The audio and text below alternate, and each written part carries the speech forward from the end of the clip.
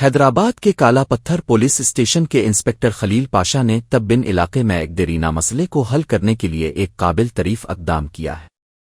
उन्होंने सब्जी और फल फरोख्त करने वाले दुकानदारों को हिदायत की है कि वो रात के औकात में अपनी रेडियों पर लगे लाउड स्पीकर का इस्तेमाल बंद कर दें। ये स्पीकर, जो आम तौर पर ग्राहकों को मुतवज्जे करने के लिए इस्तेमाल किए जाते थे, रात में हद से ज्यादा शोर की वजह से मकामी रिहायशियों और दुकानदारों के लिए बड़ी परेशानी का सबब बन रहे थे।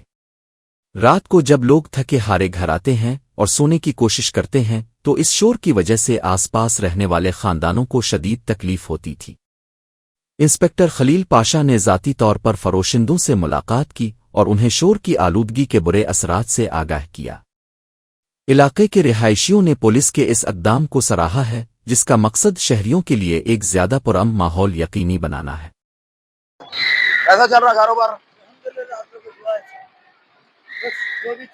कस्टमरों को डरा रहे थे, डरा के दे रहे थे। हाँ, ये अब क्या कैसा यहाँ क्या लिखे है? 120 रुपीज के जी। हाँ, किसकी बंडी है? 120 में दे रहे हैं। कौन सा भी लिए तो? हाँ, ये कौन सा भी नहीं डरा रहे बल्कि सुनने में कंप्लेंट।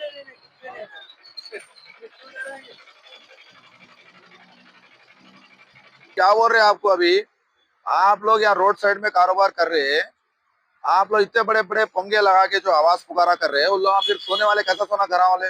उन लोग सुबह से शाम तक काम कर लेके आते हैं। अब तुम आके यहाँ लगा रहे रात में 11 बजे तक 12 बजे तक, उन्हें सोने का टाइम रहता 9 बजे।